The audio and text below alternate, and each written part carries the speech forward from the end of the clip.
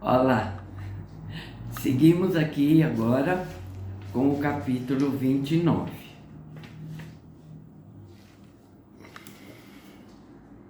Vamos lá? Um vento suave soprou-lhe no rosto, e ele levantou os olhos e viu que estava sendo levado para um vasto pórtico aberto, onde, por estar o tempo tão moderado e fresco, o banquete fora arranjado.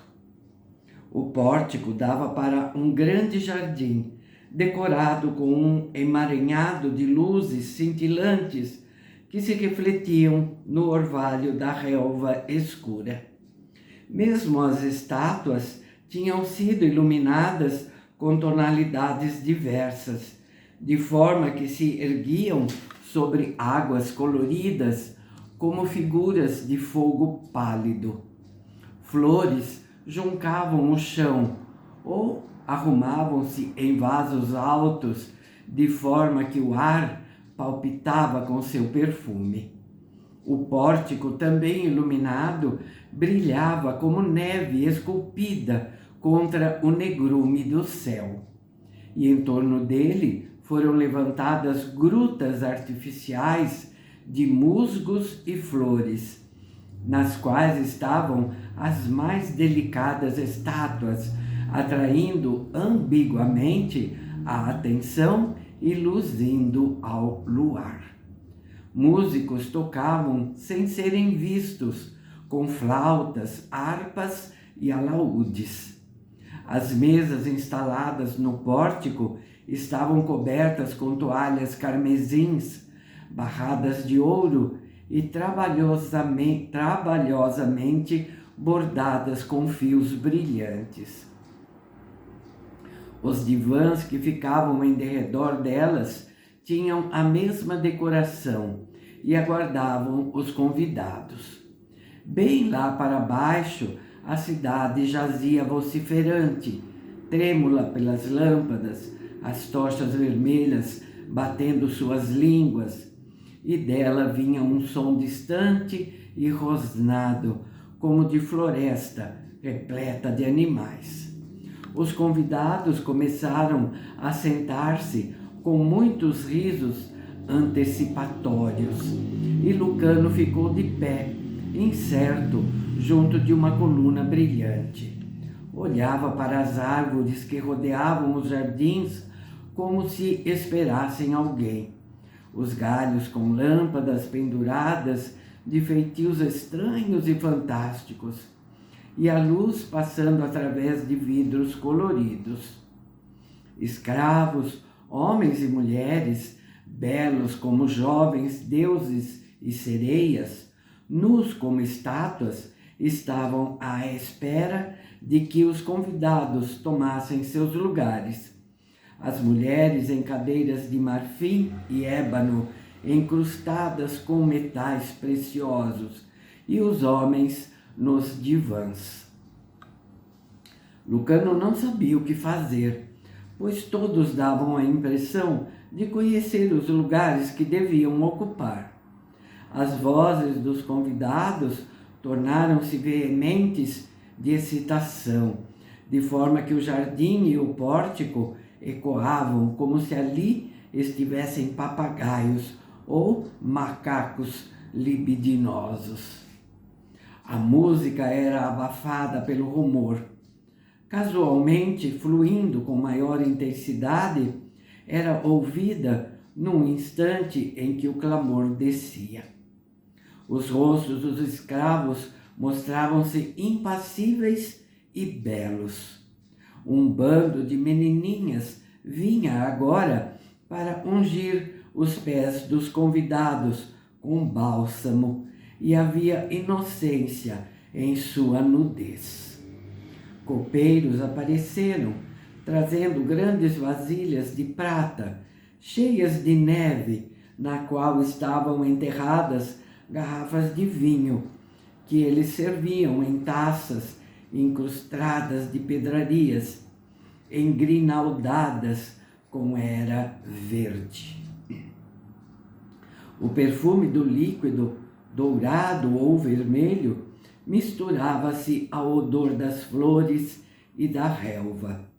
Os convidados deixavam tombar um pouco de vinho em libação, e Lucano recordou-se da oferta ao Deus desconhecido, parecendo-lhe então que todo o seu corpo estremecia de sentimento e solidão. Ainda estava ao lado da coluna. Embora os copeiros servissem vinho, nada havia nas mesas cobertas de seda, a não ser flores e taças. Os convidados estavam aguardando.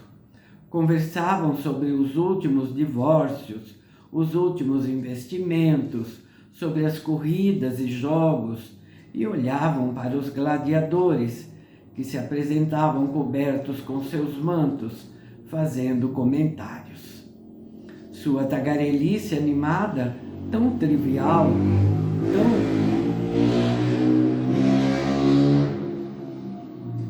tão maliciosa, era tão estranha para os ouvidos de Lucano quanto a tagarelice de um bando de pássaros rouquenhos. Ouviu nomes famosos e antigos mesclados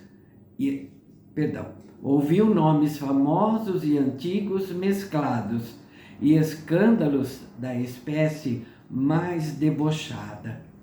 Uma grande dama, e aquilo era afirmado com grandes risos, acabava de tomar seu 10º amante, mas desta vez tratava-se de uma escrava.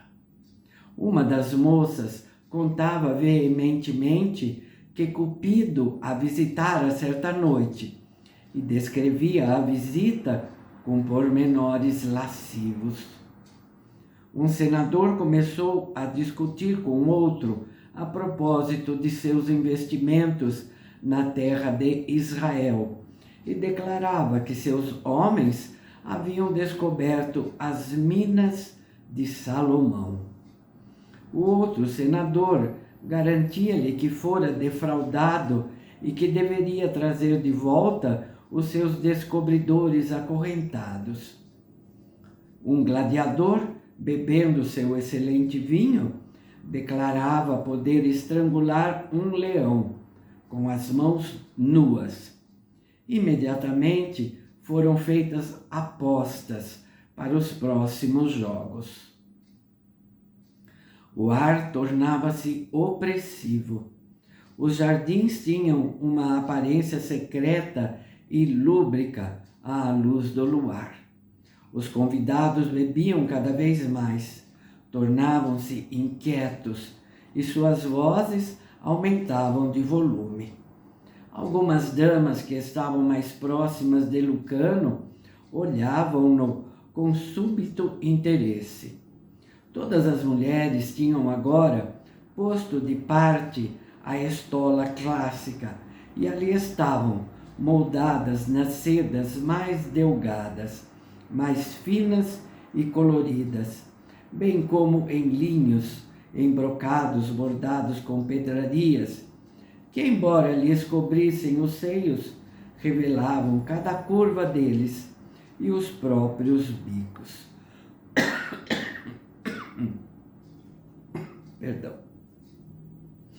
Seus ombros macios brilhavam à luz das lâmpadas e elas tinham as fontes úmidas, os lábios iam tornando-se mais cheios, mais lustrosos e vermelhos. Algumas curvavam-se em suas cadeiras, encostando os corpos contra os dos homens, provocando beijos no pescoço, nos ombros e na boca. Escravos colocaram grinaldas em todas as cabeças, e agora o perfume do jardim, da relva, das flores e dos bálsamos fluía através do pórtico. O tremeluzir das joias magoava os olhos de Lucano, e as lâmpadas pareciam aumentar de fulgor, fazendo mais intenso o colorido. Ele tinha fome e sentia-se embaraçado em seu isolamento, ali perto da coluna. A música mesclava-se ao flagrante jorrar das fontes, quando podia ser ouvida por sobre o ruído das vozes. Lucano reparou que à cabeceira da mesa, em forma de U, havia um grande divã, coberto com a púrpura imperial e cheio de almofadas da Síria. Então, os convidados esperavam pela Augusta, Júlia. Ele não sabia ser costume dela permitir que os convidados se embriagassem bastante até o momento em que ela aparecesse, de forma que o fato de não ser mais jovem lhes passasse despercebido em seu estonteamento.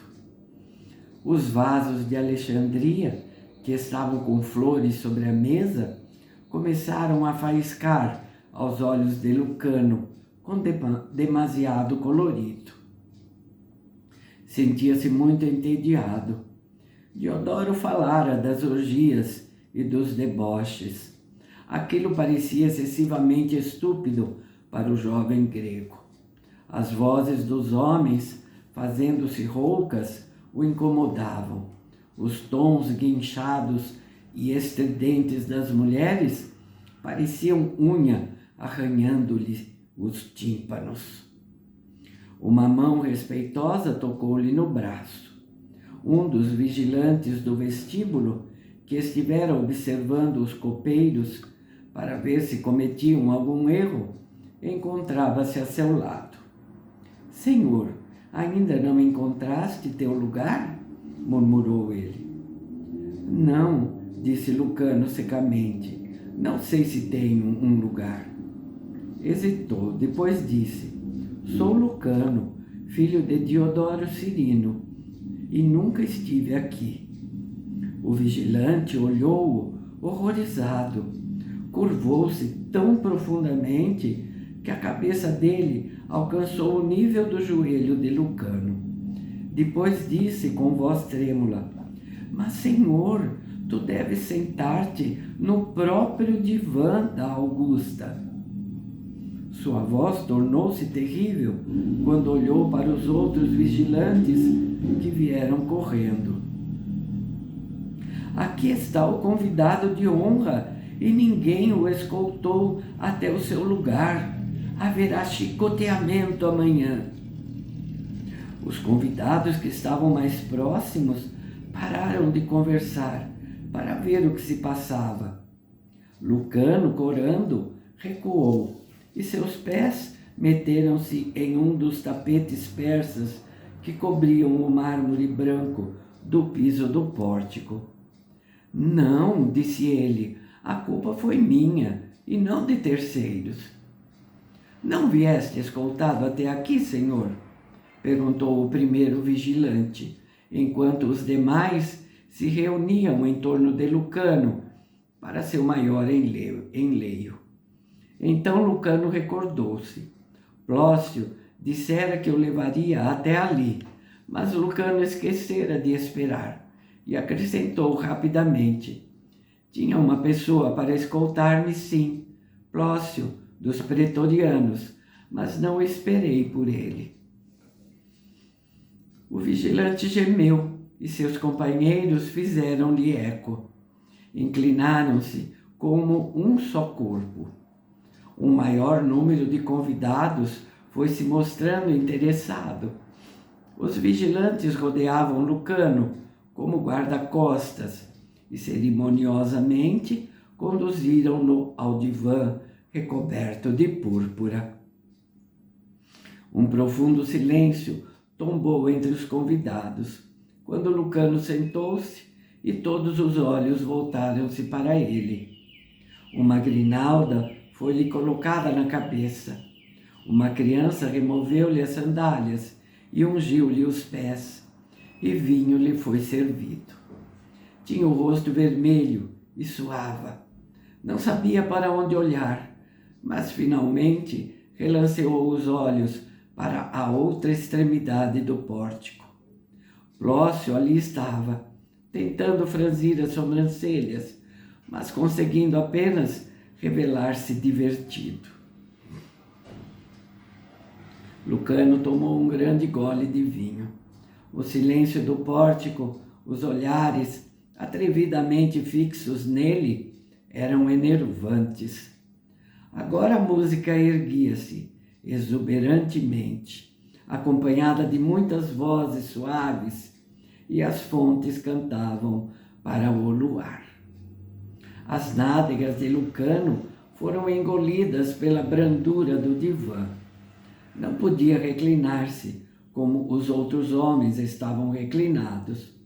Chegou a fincar um cotovelo numa das almofadas e intimamente amaldiçoava Plócio, os convidados, ele próprio, Júlia e até Tibério. Via-se como um plebeu naquela reunião, como um rústico recém-chegado do campo, e ficou de novo encolerizado. Um certo alvoroço e um certo murmúrio, então, foram ouvidos entre os convidados, pronunciando seu nome. Foi como um vento turbulento que agitasse fileiras de flores, pois soberbas joias e ricas tonalidades e peles de tons morenos ou alabastrinos, alegres túnicas, olhos vibrantes, cabelos lustrosos, mesclaram-se em séries de confusa exuberância e excitação, sob o oscilar das lâmpadas prismáticas. Os homens ergueram-se de seus divãs, as mulheres mostraram interesse e curiosidade. Dentes brancos faiscavam através dos lábios vermelhos, enquanto sorriam audaciosamente para Lucano. As mãos do rapaz firmaram-se sobre a taça incrustada de pedras preciosas, e ele bebeu mais um gole. Lucano, corria nos murmúrios e exclamações. Lucano, filho de Diodoro.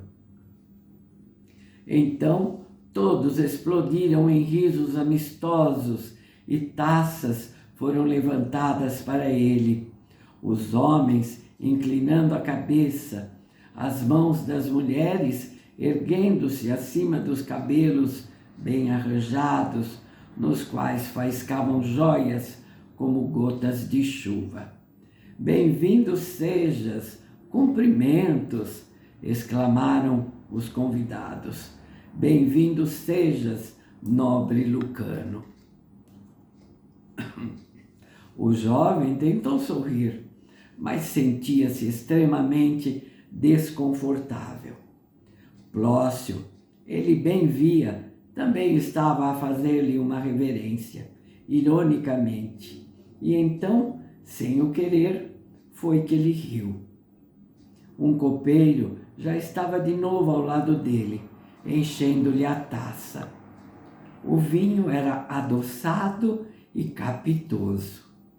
A lua fulgurava através da atmosfera límpida e as estrelas pestanejavam sobre o jardim, onde as lâmpadas oscilavam e as fontes luminosas atiravam luz sobre as estátuas que se erguiam dentro delas. Subitamente, uma trombeta soou, uma só trombeta, e os convidados ergueram-se num rápido movimento sussurrante, à espera. Lucano teve alguma dificuldade para se erguer, pois o divã era demasiado macio e profundo, e ele estava começando a sentir os efeitos do vinho. Júlia, acompanhada por Jacinto e Oris, os atletas, aparecera no pórtico. Estava vestida, e isso Lucano observou com repulsa considerável. Estava vestida no velho estilo cretense. Não era alta nem baixa. O corpo mostrava-se voluptuoso e a pele muito branca. O traje justo, copiado do das mulheres cretenses, fora trabalhado com fio de ouro e cobria-lhe todo o corpo, inclusive os braços, com exceção dos seios nus, cujos bicos estavam tingidos de escarlate. Das ancas para baixo, o vestido descia em pregas bordadas com pedrarias e pintadas com plumas de pavão. Ela mostrava orgulho de seus seios, tão abertamente exibidos, pois tinham a alvura da neve e possuíam um polimento lustroso, mostrando curvas e erguimento impecáveis. O cabelo dela, de um colorido ruivo como o do vinho velho, fora penteado de forma complicada e alta. E para completar o traje cretense, neles Júlia colocara um pequenino chapéu, na forma de uma borboleta colorida, resplandecente de pedrarias, a descansar bem no alto de seus caracóis em cascata. O ouro de seu traje, moldado nas ancas como se tivesse sido colado nelas, a radiosidade de suas pedrarias, a coruscação de seu chapéu, tudo se mesclava para deslumbrar os olhos, para estontear pela magnificência. Todos os seus movimentos eram sensuais e calculados pelo vestido metálico e, pelo menos para Lucano, vulgares e lascivos. Bom, acho que vou ficar por aqui, tá? Acho que vou dividir, acho que até em 4 vezes esse capítulo, viu?